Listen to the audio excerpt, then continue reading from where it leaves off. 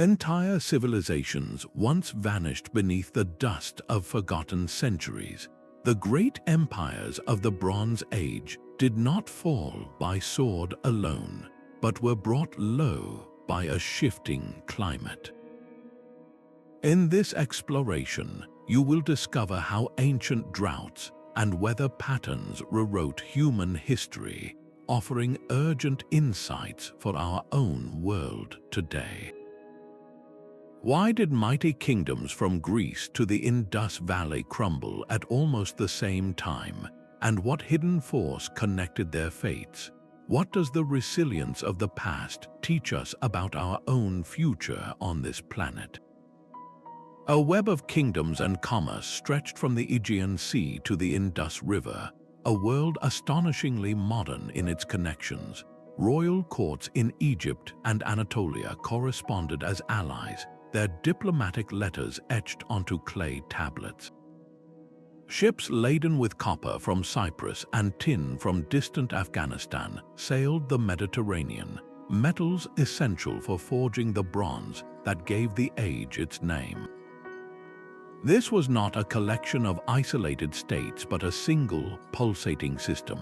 Great palaces served as economic hubs, their scribes tracking the flow of olive oil, textiles, and precious metals with intricate clay records.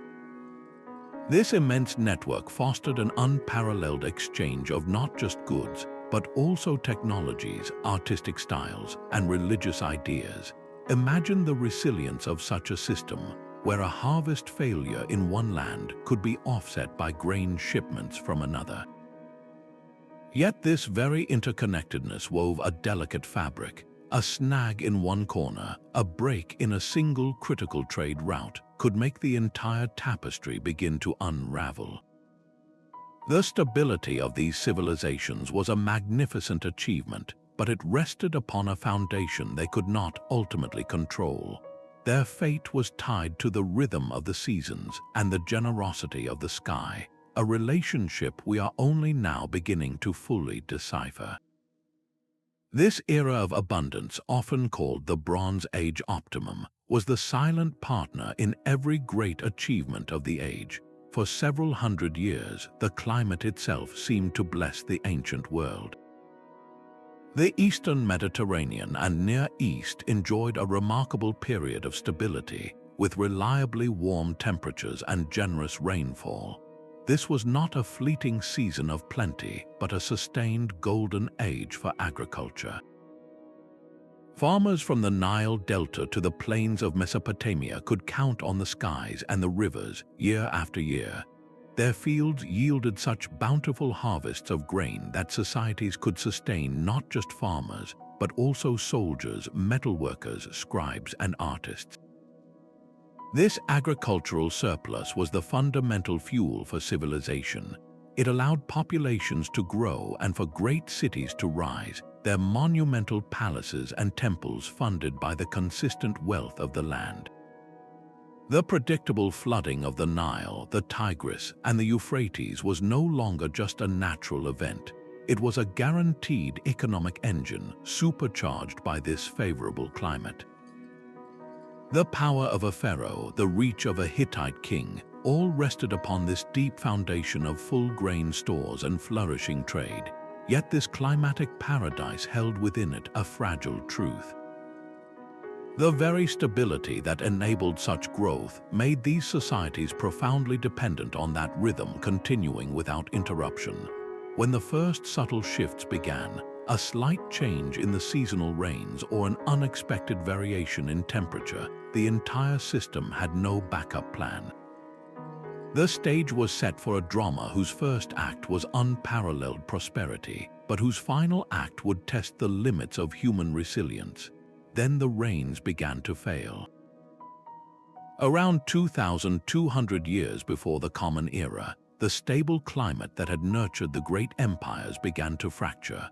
A profound shift, known to scientists today as the 4.2 Kiloyear Event, descended upon the ancient world. This was not a single bad season or even a decade of hardship, but a centuries-long period of abrupt climate change. The defining feature was a series of mega-droughts, vast stretches of time where the skies simply withheld their life-giving water. Evidence locked within ancient ice cores and the slow-growing layers of cave stalagmites tells a unified story of a planet suddenly turning drier, hotter, and far more unpredictable. The first and most dramatic casualty of this new reality was the mighty Akkadian Empire in Mesopotamia. Cuneiform tablets from the era shift from records of commerce to desperate pleas and warnings. They speak of dust storms darkening the skies, of salt blowing across barren fields, and of a land gripped by famine. Archaeological excavations reveal a chilling timeline. The northern cities of the empire were systematically abandoned, their streets slowly buried by the encroaching dust. This was not a sudden invasion but a slow, grinding collapse as the agricultural foundation of the society crumbled away. The Akkadian Empire serves as a haunting lesson, a stark, early warning that no amount of military power or administrative genius could shield a civilization from a fundamental failure of the environment. The collapse of this first great empire was a tremor that foreshadowed a far greater quake still to come. By the 13th century before the Common Era, the Bronze Age world had become a masterpiece of intricate design, yet that design contained its own points of failure. The climate shifts that had begun centuries earlier now reached a tipping point, converging with other deep-seated vulnerabilities to create what can only be called a perfect storm. The famed collapse around 1200 was not a single event but a cascade of crises, each one making the next more severe. At the heart of this unraveling was the climate itself, which delivered a series of harsh, prolonged droughts. Crop yields plummeted across the eastern Mediterranean, from the wheat fields of Anatolia to the olive groves of Greece. This was not merely a bad harvest, it was a systemic failure of the primary resource that fed millions of people and powered the entire economic engine. Famine began to spread, and in a world so deeply interconnected, hunger in one kingdom quickly became a problem for its neighbors and trading partners. This environmental stress exposed the fragility of the international system. The great kingdoms were so specialized and interdependent that the failure of one could disrupt the entire network. Imagine a single, vital trade route for tin, the essential ingredient for bronze, being severed by local unrest or a failed harvest in a port city. Suddenly, the entire mechanism for producing tools and weapons across the civilized world grinds to a halt. The palatial economies, so efficient in times of plenty, had little flexibility for adaptation. They were designed for stability, not for sudden, seismic shocks. Overpopulation in certain urban centers further strained dwindling local resources, turning once manageable challenges into existential threats. As the foundations of society trembled, people were set in motion. Driven by hunger and the breakdown of their homelands, large groups began to migrate in search of stability and sustenance. Ancient texts from Egypt and the Hittite Empire speak of mysterious sea peoples moving by ship and land armies pressing against borders. These were likely not a single foreign enemy, but a complex mix of displaced populations, mercenaries, and opportunists, all set adrift by the same collapsing system. Their movements further destabilized the remaining stable kingdoms, creating a devastating feedback loop. Economic collapse led to social unrest and migration, which in turn caused more economic disruption and conflict. The very bronze that defined the age and the long-distance trade that supplied it became a critical weakness when the system could no longer guarantee its flow. This convergence reveals a profound historical lesson that climate often acts as the final trigger, exploiting the hidden weaknesses that prosperity had allowed to develop within a society. The walls of Medinet Habu tell a story of fire and fear. Egyptian pharaohs commissioned vast stone carvings to commemorate their victories over a shadowy enemy known only as the Sea Peoples. These inscriptions show chaotic naval battles and warriors with plumed helmets, their origins a mystery that has puzzled historians for generations. Were these invaders the ruthless destroyers of empires, or were they something else entirely? The carvings themselves offer a clue, depicting not just soldiers but entire families on the move, with ox carts carrying women and children. This suggests a migration, a desperate search for a new home. Modern research now paints a far more complex picture than a simple invasion. The Sea Peoples were likely not a unified army, but a collection of many different groups from regions already crumbling under the strain of drought and famine. People from the Aegean, from Anatolia, and from the coastal Levant, all set adrift by the same climatic catastrophe that was starving the great kingdoms. When your fields turn to dust and your children face hunger, the sea becomes your only road. These displaced communities took to their ships, becoming both refugees and, out of necessity, raiders. Their attacks on the wealthy coasts of Egypt and the Hittite Empire were not the cause of the collapse, but a powerful symptom of it. They were the human consequence of a failing system, their movements acting like a hammer blow to civilizations already on the brink. The terror they sowed along the trade routes further crippled the flow of essential goods like tin and grain, accelerating the very collapse that had set them adrift in the first place. In the scarred faces of the Sea Peoples, we see the ancient echo of a pattern we still recognize today: how environmental disaster can set entire populations in motion, creating waves of change that reshape the world. Deep within the royal archives of the Hittite capital, a desperate plea was etched into clay. "We beg our brother, the Pharaoh of Egypt, for ships laden with grain, for a great hunger has seized our land." This was not a request from a minor province, but from one of the era's superpowers. The Hittite Empire, a bronze colossus that had rivaled Egypt itself, was starving. Its strength had always been rooted in the fertile plains of Anatolia, where a sophisticated system of state-controlled agriculture produced immense surpluses. These grain reserves fed the sprawling population and fueled the massive, chariot-led army that projected Hittite power across the known world. Their network of granaries was their ultimate strategic reserve, a buffer against a single bad season. But what happens when the bad seasons do not end? Paleoclimatic data, read from the rings of ancient trees and the layers of lakebed sediment, tells a stark story. For decades, the Anatolian heartland was gripped by a severe and unrelenting drought. The reliable rains failed year after year. The grain silos, once symbols of imperial security, were slowly emptied and never refilled. Crop failure became a recurring nightmare, leading to widespread famine. How does any government maintain its authority when it can no longer feed its people? The social contract between the Hittite state and its citizens, a bond built on security and sustenance, began to dissolve.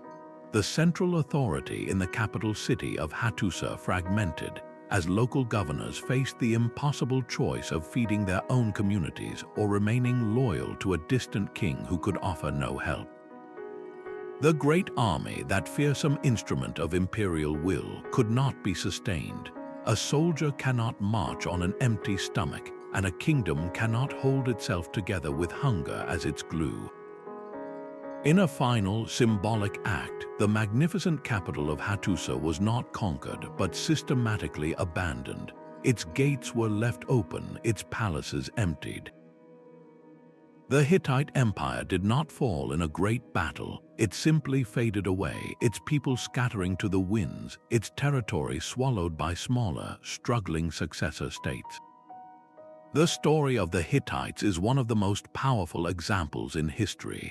It demonstrates with chilling clarity that the most formidable military and administrative machinery is utterly defenseless against the slow, inexorable pressure of a changing climate. When the land itself turns against you, no amount of human ingenuity or power can ultimately hold back the tide. Far to the west, the great citadels of Mycenaean Greece stood as monuments to a sophisticated and powerful civilization. Their massive stone walls, built with such immense blocks that later generations would believe only giants could have lifted them, enclosed sprawling palace complexes. These were not merely royal residences but the very engines of the state. From the palaces at Mycenae, Pylos, and Turin, a rigidly centralized bureaucracy directed every facet of the economy. Scribes using the Linear B script meticulously recorded every jar of olive oil, every measure of grain, and every chariot wheel in the royal inventories. This system was a marvel of efficiency in a time of stability, ensuring that specialized craftspeople, from potters to perfumers, could focus on their trades while the state managed and redistributed the agricultural wealth. The authority of the king, the Wanax, was absolute, but it was an authority built on a single, unshakable promise, the guarantee of food and security for his people. That promise was about to be broken by a force no wall could withstand. The climate, once a reliable partner, turned hostile. Paleoclimatologists studying layers of sediment from Greek lakebeds have found clear evidence of a prolonged and devastating drought that gripped the region at the turn of the 12th century. The rains that were essential for the wheat and barley crops grew scarce. Year after year, the yields from the farmlands controlled by the palaces dropped precipitously. At first, the vast storehouses of grain might have buffered the shock, but how long can any reserve last when the fields produce nothing new? The centralized system, so perfectly designed for collecting and distributing plenty, had no contingency for a permanent shortage. Its very rigidity became its greatest weakness. There were no independent, resilient local economies to fall back on, as everything was tied to the palace. When the grain stores ran low, the entire social and economic structure began to crack under the strain. As famine took hold, the fundamental bond between the ruler and the ruled dissolved. The people had pledged their labor and loyalty to the Wanax in exchange for his protection and provision. A king who could not fill the storehouses was a king who had lost his divine mandate. The grand palaces, once symbols of power and order, became targets for the anger and desperation of a starving populace. Archaeological evidence shows that many of these great centers, including the famed palace at Pylos, were not conquered by an outside enemy but were destroyed by intense, deliberate fire from within. The Linear B tablets, baked hard in those very conflagrations, provide our only window into this world, a civilization that recorded its own administrative death rattle. The writing system itself vanished, a profound cultural loss that speaks to the complete collapse of the bureaucratic class and the complex society it managed. In the aftermath, Greece entered a period of such profound simplification that we call it the Greek Dark Age. The knowledge of writing was forgotten, long-distance trade ceased, and the population plummeted. The story of Mycenaean Greece is a powerful lesson in systemic fragility. It shows us that the most impressive and organized human systems can be the most vulnerable when the environment upon which they are built undergoes a radical and sustained shift. Their strength, in the end, was their greatest weakness. Yet even as the world burned, one civilization refused to be extinguished. Egypt stood as the great survivor of the late Bronze Age collapse, a testament to a unique and powerful relationship with its environment. While the Hittites starved and the Mycenaean palaces fell to fire, the rhythm of life along the Nile, though strained, continued its ancient beat. The secret to Egypt's endurance was written in the river itself. Unlike the empires that relied on the fickle rains of the Mediterranean, Egypt's agriculture was fed by the annual inundation of the Nile. This predictable flood cycle, a gift of geography, created a fertile ribbon of black land through the desert, a natural buffer against the mega-droughts devastating its neighbors. The river was their lifeblood, and its consistency provided a stability that was simply unimaginable elsewhere. The Egyptian state, intensely centralized under the pharaoh, perfected the art of managing this bounty. Vast state granaries were filled during years of plenty, creating a strategic reserve for leaner times. A sophisticated bureaucracy tracked the harvest and redistributed grain, a system of resilience that other kingdoms could only envy. This immense wealth and organization also funded a professional military, one that could meet the threat of the sea peoples in decisive naval and land battles, turning back the waves of displacement that overwhelmed other shores. But to say Egypt was untouched would be a profound mistake. Ancient records from the reign of Pharaoh Mernep to speak of a great famine in their Canaanite territories, lands dependent on rain that never came. There is also tantalizing evidence that the Nile itself was not entirely immune to the global climate chaos, with some years bringing a flood that was disappointingly low, a mere trickle of its usual self, leading to hardship even in the heart of the empire. These stresses, repeated over decades, took their toll. The victory over the sea peoples was costly, and the internal strain of managing a crisis on such a scale drained the royal treasury and weakened the state's authority. The new kingdom would survive the collapse, but it emerged a weaker, poorer entity, setting it on a path toward its own eventual decline. The lesson of Egypt is perhaps the most nuanced of all. It shows that while a favorable geography and strong institutions can provide a powerful shield against climate disaster, no civilization, no matter how great, exists in a vacuum. When the entire system is under stress, even the most resilient can be shaken to their core. While Egypt held the line, the ancient heartland of civilization was tearing itself apart. In Mesopotamia, the very land between the rivers that had given rise to cities and writing now seemed to turn against its people. This was not a sudden collapse, but a prolonged and painful decline into chaos. The once mighty Kassite dynasty, which had ruled Babylon for centuries, simply vanished from the historical record, its final years a blur of uncertainty. Across the region, from the plains of Sumer to the north, a profound quiet settled over urban centers that had thrived for 1,000 years. Streets that once echoed with the sounds of merchants and scribes were slowly reclaimed by the silent, encroaching dust. What force could cause such widespread urban abandonment? The answer lies not in a foreign army, but in the sky above. Climatic data extracted from the region's geology tells a story of a world growing drier. The rain-fed agricultural zone, the belt of land where farmers could rely on seasonal precipitation, began to shift southward. This might sound like a minor geographical detail, but its human impact was catastrophic. For generations, communities had built their lives and their food supply around a predictable pattern of rain. Now that pattern was unraveling. The rains became unreliable, arriving too late or not at all, turning formerly fertile fields into brittle, unproductive earth. This environmental stress acted like a poison, seeping into the very foundations of society.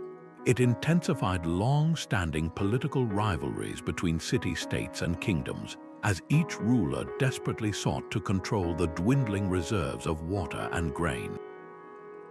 Conflicts over these precious resources became more frequent and more brutal. A bad harvest was no longer just a hardship, it was a direct threat to the survival of the state itself. But perhaps the most tragic element of the Mesopotamian collapse was the failure of its greatest achievement, the intricate network of canals and irrigation ditches that had tamed the rivers. These systems were the lifeblood of the cities, a marvel of engineering that required constant, coordinated maintenance by a powerful and organized central authority. When that authority began to falter under the weight of famine and social unrest, the maintenance stopped, canals silted up, and broken levees went unrepaired. Without a steady flow of fresh water to flush the soil, salt carried by the rivers began to accumulate in the fields. You can almost taste the consequence, a creeping salinity that slowly poisoned the land, causing crop yields to fall even further. This created a vicious, inescapable cycle. Environmental degradation led to political fragmentation, which in turn led to more environmental decay as the infrastructure failed. There was no single moment of defeat, no dramatic invasion that toppled Mesopotamian civilization. Instead, it was a slow grinding down, a malaise born from a climate that could no longer support the immense, complex societies it had once nurtured. The cradle of civilization was being rocked by forces its inhabitants could not control, showing with stark clarity how a changing environment does not just challenge a society, it can dismantle it from the inside out. Far to the east, another great civilization was fading into silence. While empires in the Mediterranean were consumed by fire and famine, the meticulously planned cities of the Indus Valley experienced a different kind of ending. Mohenjo-Daro and Harappa, with their advanced drainage systems and standardized brickwork, did not fall to an invader's sword. Instead, they were slowly, patiently abandoned to the sun and the sand. The lifeblood of this civilization was not the Nile or the Euphrates, but the powerful, seasonal monsoons that fed the great Gaga-Hakra river system. Then the rhythm of the sky began to change. Around 1900 years before the Common Era, the monsoon patterns shifted. The rains that had reliably swelled the rivers grew weaker, and their path drifted steadily eastward. Geological evidence from ancient riverbeds tells a clear story of a landscape gradually drying out. What was once a network of vibrant waterways became a chain of shrinking streams, and then, eventually, dust. This was not a sudden catastrophe but a creeping emergency. How does a society respond when its water source simply vanishes over generations? The people of the Indus Valley did not wait for their cities to become tombs. They made a collective, monumental decision to leave. This was a silent exodus, a long, deliberate migration away from the urban centers their ancestors had built. They moved east, following the retreating rains toward the promise of water in the Ganges basin. In doing so, they traded the grandeur of city life for something more essential, a chance to survive. The archaeological record shows no layers of ash, no evidence of sacked cities or mass conflict. Instead, we see a process of deurbanization, a conscious shift from a complex, centralized society to a more rural and mobile way of life. Their collapse was not a dramatic explosion but a slow, relentless squeeze, a testament to the fact that a civilization can end not with a bang, but with a long, quiet sigh. The story of the Bronze Age collapse is not just written in clay tablets and ruined cities, but is locked within the earth itself. How can we be so certain that a changing climate was the hidden hand behind these great falls? The proof lies in nature's own meticulous archives, a diary of the planet written in ice, stone, and wood. Deep within the ice sheets of Greenland, scientists extract long cores that act as a frozen timeline. Each annual layer traps tiny bubbles of ancient air and fine particles of atmospheric dust. When researchers analyze these cores, they find a dramatic spike in dust during the era of the collapse, a clear signal of prolonged global dryness and increased windstorms. In the silent darkness of caves, another record is slowly built. Stalagmites rise from the cave floor over centuries, their growth fed by mineral-rich water dripping from the ceiling. The precise chemical makeup of each layer is a direct response to the amount of rainfall on the surface above. A shift in this chemistry reveals periods when the rains failed and the land grew parched. Even the ancient forests hold a memory of those difficult years. The trunks of long-lived trees, preserved in bogs or buried in river sediments, display their life story in annual rings. A wide ring signifies a year of plentiful rain and robust growth, while a series of desperately narrow rings tells a tale of prolonged drought stress, of a tree struggling to survive. Lake beds add their own chapter to this story. Cores of sediment pulled from the bottom contain preserved grains of pollen. A sudden shift in the types of pollen, from those of great forests to those of hardy scrubland plants, paints a vivid picture of a landscape transforming under a drier, harsher climate.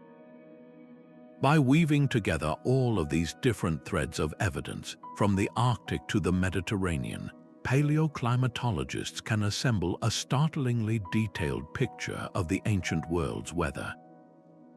This is not speculation, it is hard data. It confirms the desperate words of the Hittite king begging for grain and explains the silent abandonment of Mesopotamian farms. This scientific detective work allows us to see the precise environmental pressures that pushed these magnificent civilizations past their breaking point, giving us a profound new lens through which to view the echoes of our own history. The silent history of the trees offers a stark timeline of the catastrophe. Dendrochronology, the science of reading tree rings, translates this ancient language. Each year, a tree adds a new ring of growth, its width a direct reflection of that year's conditions. A wide ring tells of abundant rain and sunshine, a narrow one whispers of hardship and thirst. By studying long-lived trees like the ancient bristlecone pines and even preserved subfossil wood recovered from bogs and riverbeds, scientists can stitch together a continuous climatic record stretching back millennia. The story these rings tell from Anatolia and Greece at the turn of the 12th century is one of unrelenting stress. They show not a few difficult years, but a pronounced period of desperately narrow rings, a multi-decade mega-drought that would have gripped the land.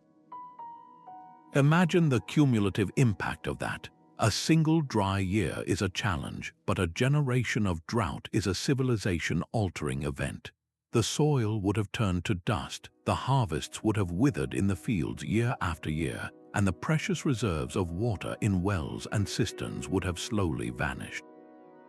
This prolonged aridity also created a landscape ready to burn, where a single lightning strike could ignite wildfires that swept across the parched hillsides, destroying olive groves and timber stands. The trees, in their silent, patient testimony, provide irrefutable physical proof. They confirm that the great kingdoms of the Bronze Age were not merely failing politically, they were fighting for survival against an environmental disaster of epic proportions, a force of nature that no army could ever hope to defeat. High above the world, in the eternal cold of the Greenland ice sheet, a different kind of history is preserved. Scientists drill deep, extracting cylinders of ice that have accumulated over hundreds of thousands of years. Within these frozen time capsules, tiny bubbles of ancient air are trapped, snapshots of the atmosphere from a forgotten age. More telling still are the fine layers of dust. In the sections of ice corresponding to the late Bronze Age collapse, the dust increases dramatically. This is not a local event, but a hemispheric signal, telling of lands grown so dry that the wind could lift the very soil into the sky, carrying it across vast distances. This dust speaks of withering crops, of rivers running low, and of a world turning to powder. Meanwhile, in the silent darkness of caves, another archive grows with imperceptible slowness. Stalagmites rise from the cave floor, built drop by mineral-rich drop over centuries. These stone pillars are nature's rain gauges, the precise chemical signature locked within each layer, specifically the ratio of different oxygen isotopes, is a direct response to the rainfall on the surface above. A change in this chemistry reveals not just how much it rained, but where the moisture came from, charting the historic strength of monsoon systems and seasonal storms. The story told by the stalagmites from regions like modern-day Israel and Italy aligns perfectly with the ice cores. They show a pronounced and prolonged trend towards aridity, a slow-motion disaster that unfolded over generations.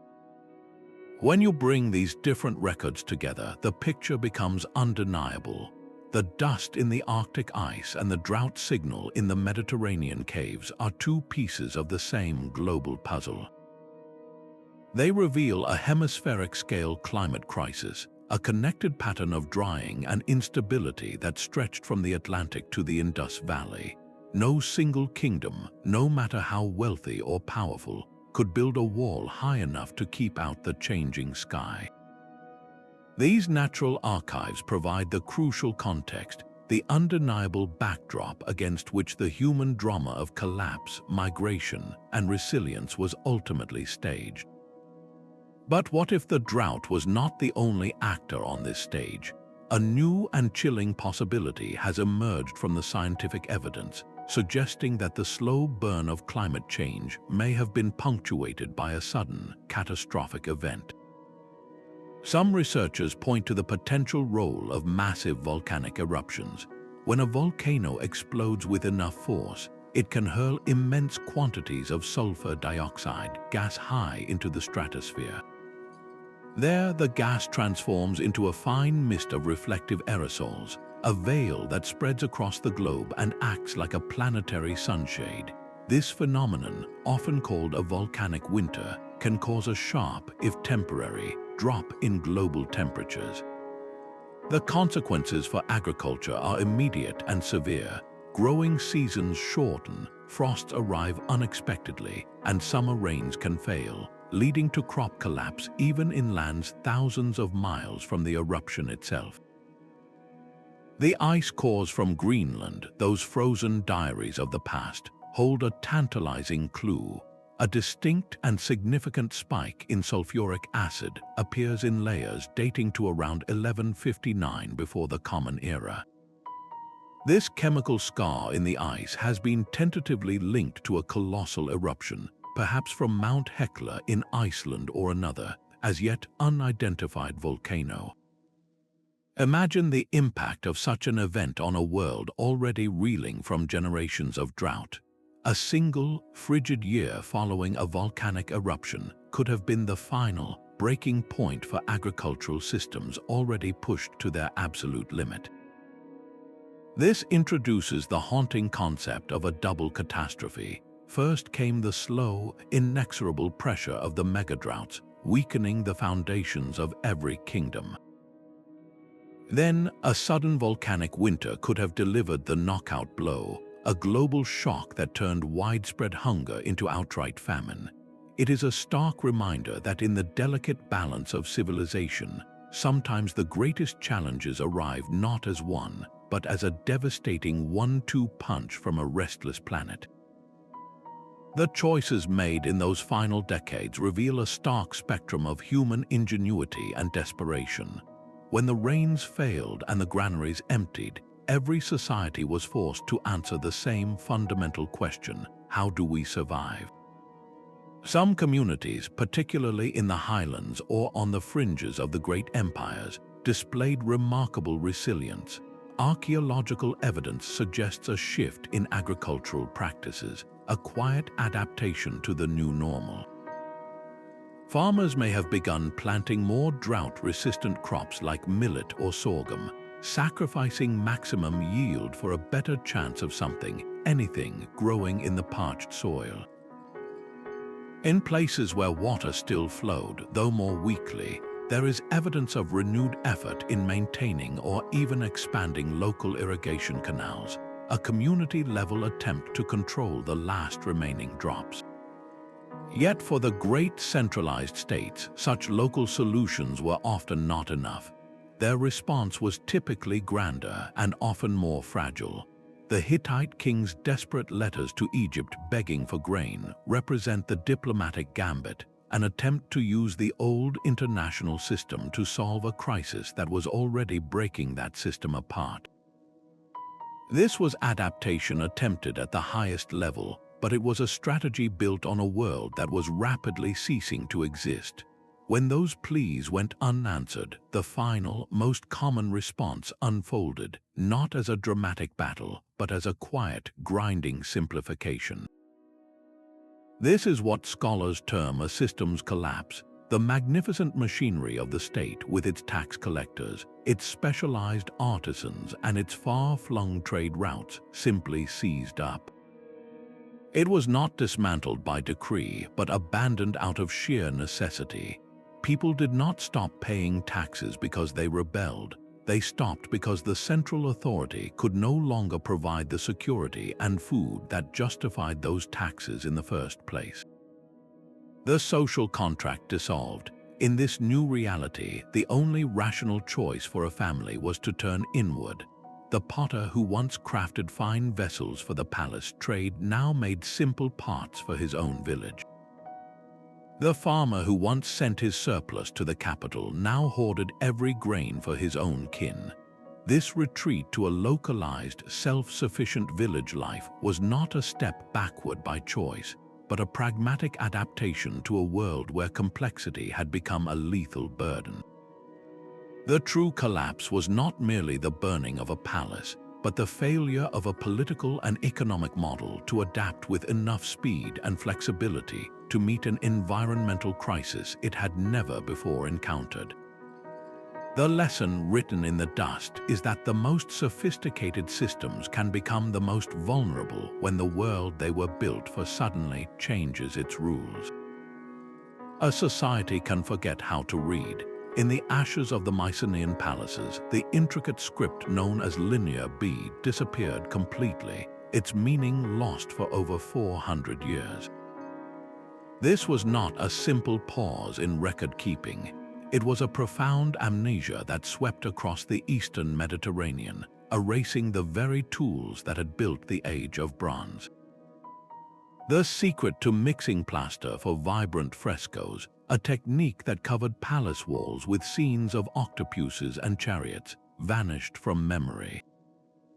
The complex political treaties and legal codes of the Hittite Empire, which had governed a vast territory, were no longer understood or copied.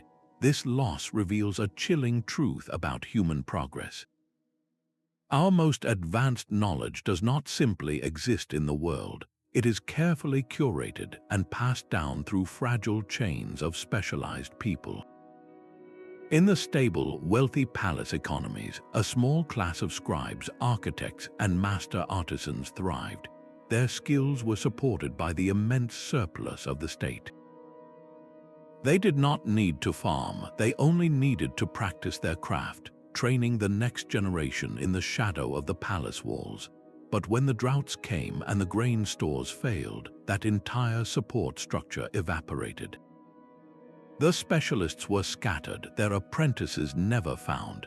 The intricate knowledge they held, from metallurgical recipes to administrative procedure, was not stored in a library somewhere.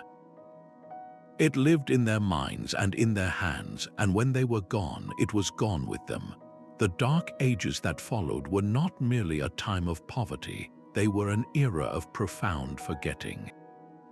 The loom of civilization, with its complex weave of technology, law, and art, had been unraveled.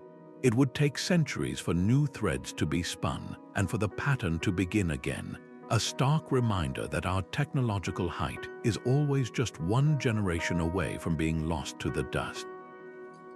The stories told around fires in the centuries that followed carry the faint, haunting echo of a world undone.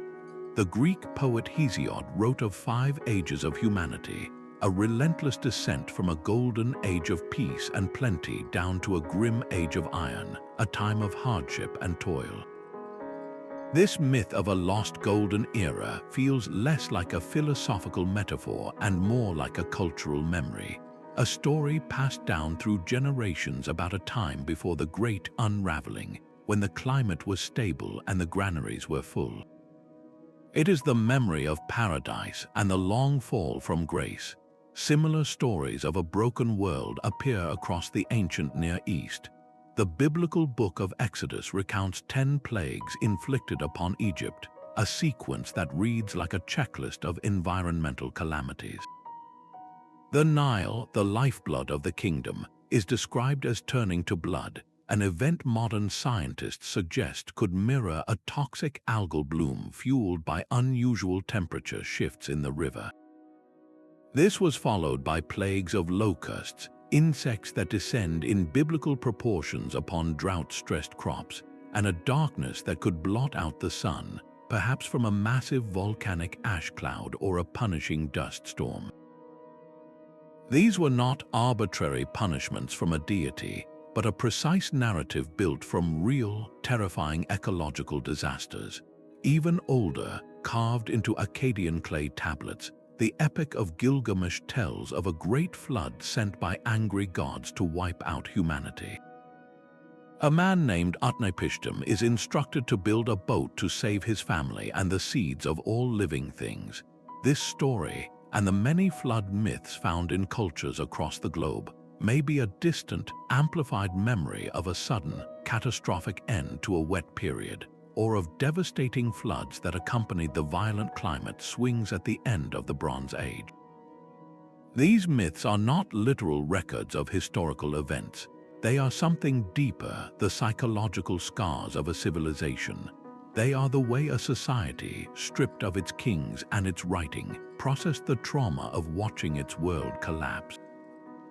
The gods grew wrathful, the skies turned against them, and a great reset button was pressed upon the earth.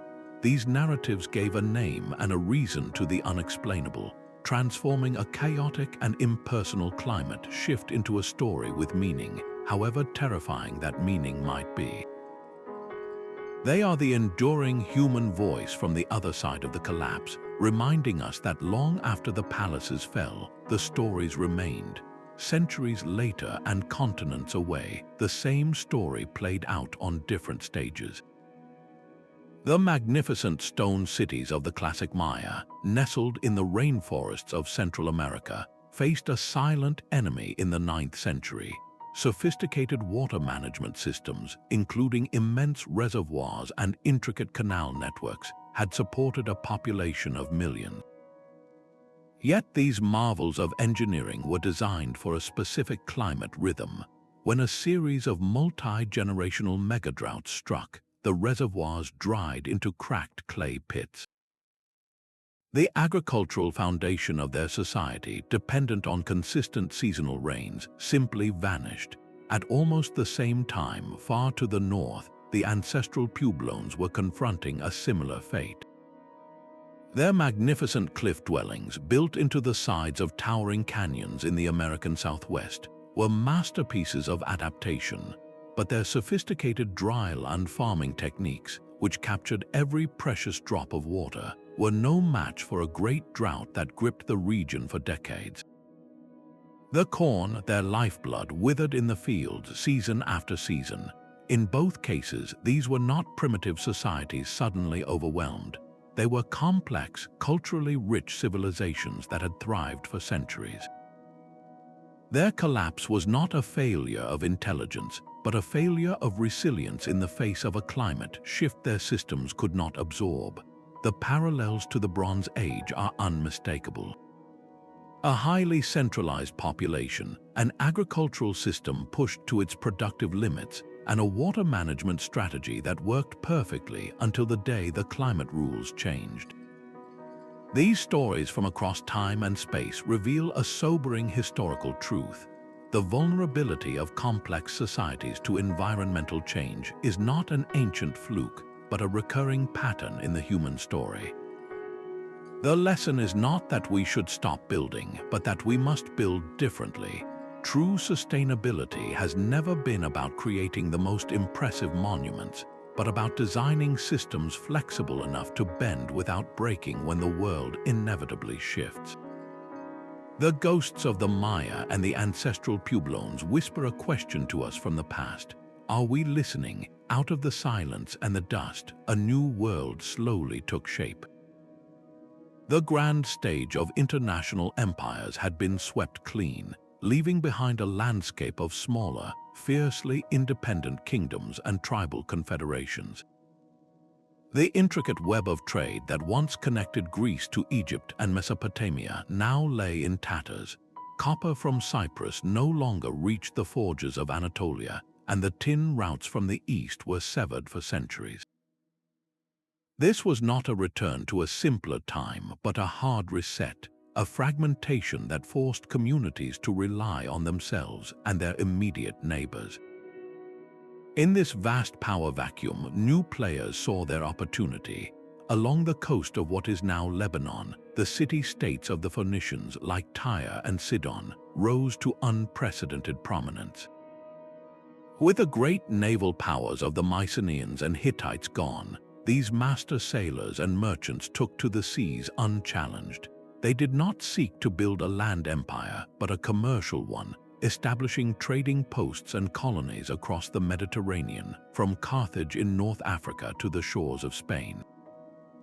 They became the new indispensable middlemen, ferrying not just goods but also a revolutionary new technology, the alphabet, a writing system far simpler and more accessible than the complex syllabic scripts of the Bronze Age palaces.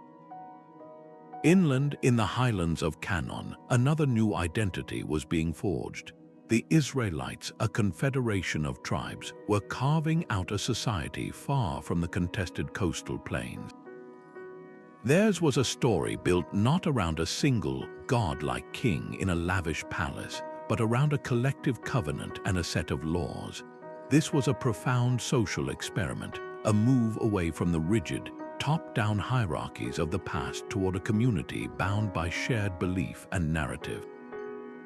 The period following the collapse was undoubtedly a time of great hardship and conflict, as these new groups competed for land and resources.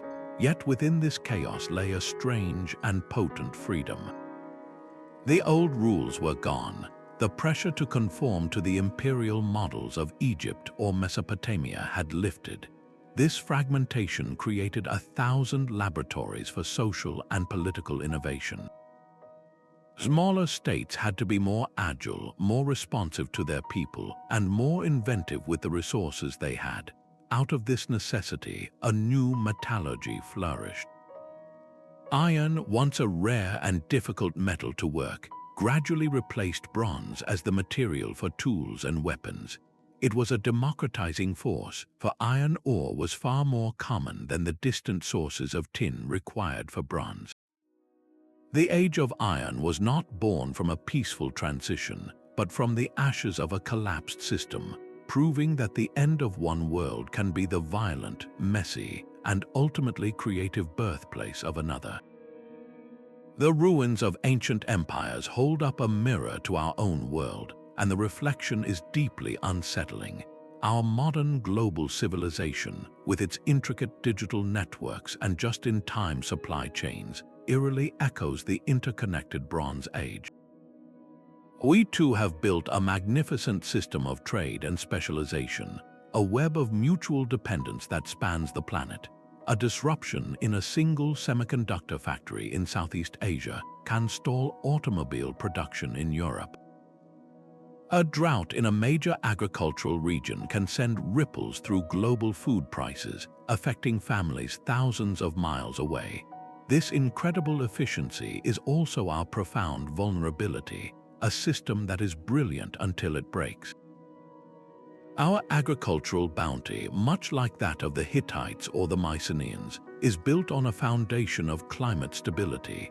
We have engineered crops for maximum yield, relying on predictable growing seasons and established rainfall patterns. But what happens when that predictability vanishes? The Bronze Age lesson is not that climate change single-handedly smashes civilizations. It acts instead as the ultimate revealer of flaws. It finds the cracks in a society's foundations, the weak points in its political unity, and the overstretched lines of its supply chains, and it presses on them until they give way. Our technological power is immeasurably greater than theirs, of course. We have satellites to monitor weather and global communications to coordinate responses. But the core challenge is the same. How do we build systems that are resilient, not just efficient? The past warns us against over-centralizing our most critical needs, like food, water, and energy, in systems that cannot adapt or withstand a major shock. The ghost of the Hittite king, begging for grain from a neighbor who could not help, is a cautionary tale about relying on distant sources for survival when the links in the chain begin to snap. The collapse of the Bronze Age was not an inevitable fate. It was the result of civilizations that had optimized themselves for a world that no longer existed. Their story is a stark reminder that progress and complexity are not the same as durability, and that ignoring environmental limits is a gamble no society can win forever. A kingdom's response to catastrophe is written in its grain stores and its royal decrees. When the skies withheld their rain, the leaders of the Bronze Age faced an unprecedented test. Their reactions, preserved in crumbling clay and stone, reveal a stark divide between those who ruled for power and those who governed for survival. The very structure of their power became their greatest liability.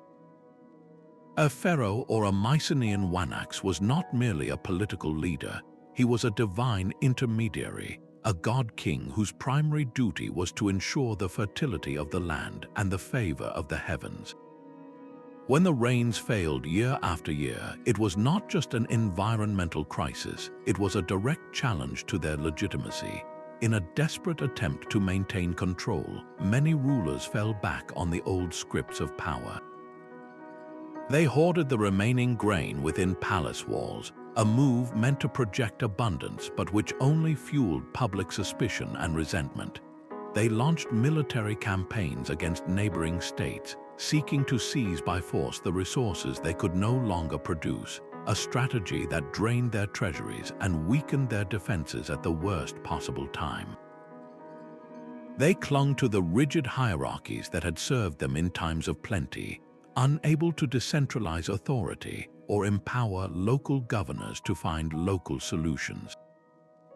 This inflexibility turned a crisis into a collapse. Contrast this with the enduring example of Egypt. While not perfect, the Egyptian state possessed a bureaucratic machinery and a long-term vision that proved more resilient. The pharaohs did not simply command, they administered. Their network of granaries and scribes allowed for a systematic, if imperfect, redistribution of food during lean years. This was not the act of a solitary god-king, but the function of a capable institution built over generations. It was governance that understood its role was not just to wield power, but to manage scarcity and maintain social order. The lesson carved by history is painfully clear. In the face of a systemic threat, the quality of leadership and the strength of a society's institutions are not just political concerns, they are matters of survival. A leader who cannot adapt, who cannot be transparent with their people, and who cannot mobilize collective action for the common good becomes a dangerous bottleneck when the world is falling apart.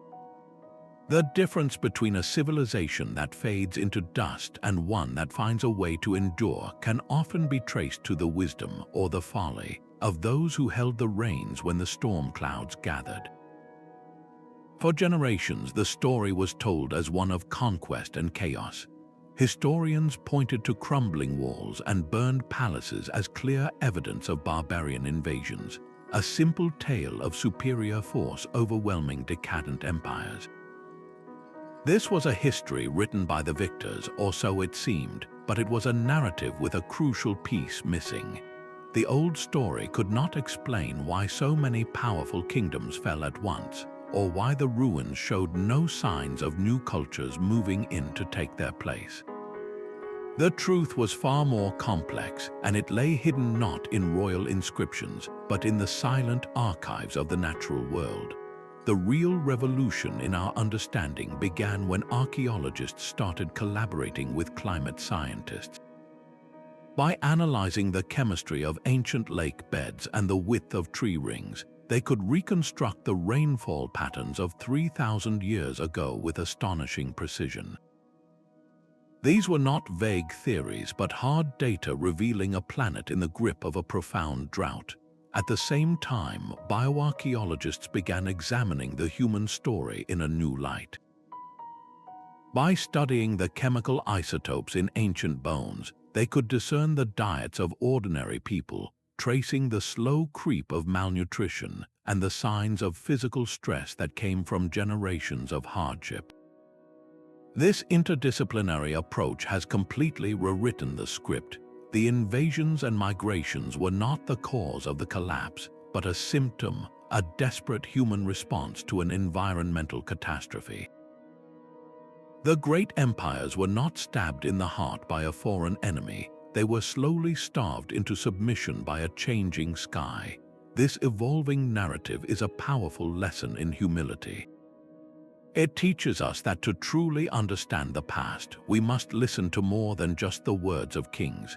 We must learn to read the stories written in a grain of pollen, in a layer of ice, and in the very teeth and bones of those who lived through the crisis. The Earth itself has been keeping a record all along, and we are finally learning how to listen. The bones of that era tell a story the royal inscriptions never could. In the silent resting places of the ancient world, the skeletons of ordinary people often show the subtle, tragic marks of prolonged hunger. Lines of arrested growth etched into the teeth of children reveal years when their bodies simply stopped developing for lack of nutrition.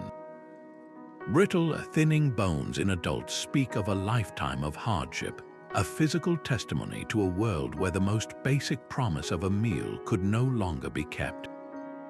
A society weakened by famine is a society with its defenses down. The same trade routes that once carried luxury goods and diplomatic letters now became highways for invisible threats. Illnesses that might have been contained in a healthy, well-fed population found fertile ground in bodies already struggling to survive. Crowded urban centers, once the proud symbols of civilization, became traps where hunger and sickness fed upon one another in a devastating cycle. This was the desperate reality that set entire populations in motion. The migrations we label as invasions were, for the individuals involved, journeys of last resort. Imagine the impossible choice of leaving the only home you have ever known, not for opportunity, but because staying meant a certainty your family would not survive.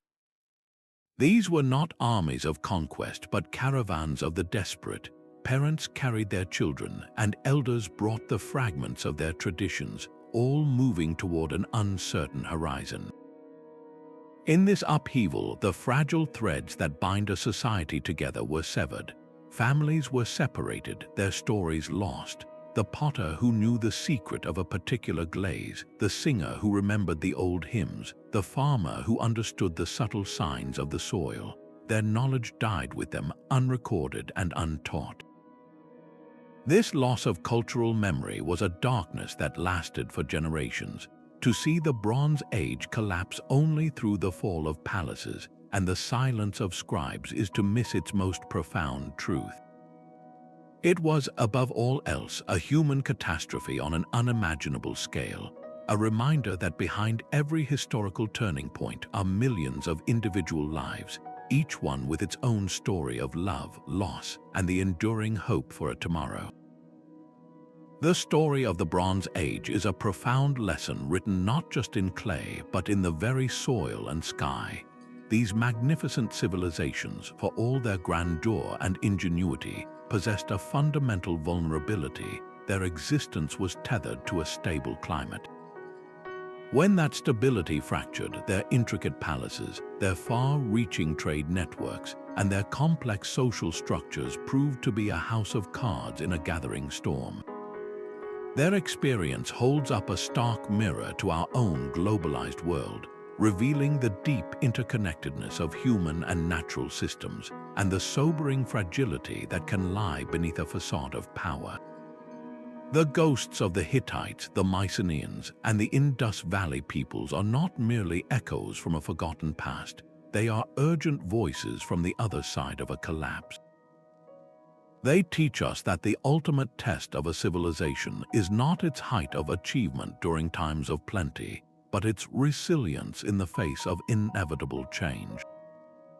As we navigate our own era of climate uncertainty, their downfall becomes a powerful catalyst for reflection. It challenges us to ask ourselves critical questions. Are we building systems that are merely efficient, or are we creating societies that are truly resilient? Are we prioritizing short-term gains over long-term stability? The past does not offer a blueprint, but it provides a warning. Let their story inspire in us not fear, but a determined commitment to action.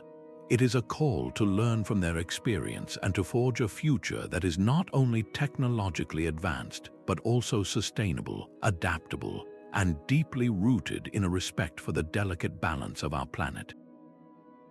If you found this journey into the past insightful, we invite you to subscribe for more deep dives into history's greatest mysteries. We would love to hear your thoughts on these ancient lessons in the comments below. To walk among the ruins of these ancient cities is to stand on the front lines of history. Hattusa, the sprawling Hittite capital in the highlands of Turkey, speaks of a power that vanished almost overnight. Its colossal stone walls, once impregnable, now encircle a ghost city. The most telling discovery here was not a weapon, but an archive, thousands of clay tablets that recorded desperate diplomacy and a final, unanswered plea for grain, a stark testament to the administrative silence that followed the empire's end. Across the Aegean Sea, the citadel of Mycenae in Greece tells a similar story of grandeur and abrupt finality. You pass through the monumental Lion Gate, a symbol of unshakable authority, only to find the evidence of a violent conflagration. The shaft graves, filled with golden death masks and treasures, speak of a wealthy warrior elite whose world collapsed in on itself, leaving their great palaces as blackened shells. Further east, on the coast of modern-day Syria, lie the ruins of Ugarit. This was a vibrant cosmopolitan port, a critical node in the Bronze Age world's trade network. Excavations reveal a city frozen at its peak, with tablets detailing its final, frantic correspondence before it was consumed by fire and never reoccupied. Its streets, workshops, and libraries offer a single, heartbreaking snapshot of a working city suddenly snuffed out. And then there are the silent, sprawling cities of the Indus Valley, Mohenjo-Daro and Harappa in Pakistan. Their genius lies in their order, with standardized bricks and sophisticated drainage systems that point to a highly organized society. Yet there are no grand palaces or massive royal tombs here, no evidence of a king or a great army. Their story is one of quiet departure, not of invasion, a gradual abandonment as the life-giving monsoons shifted and the rivers dried up. To explore these places, even through a screen, is to bridge a gap of 3,000 years. They are not just piles of stone, they are the physical anchors of this immense story, allowing us to touch the very reality of civilizations reshaped by a changing world.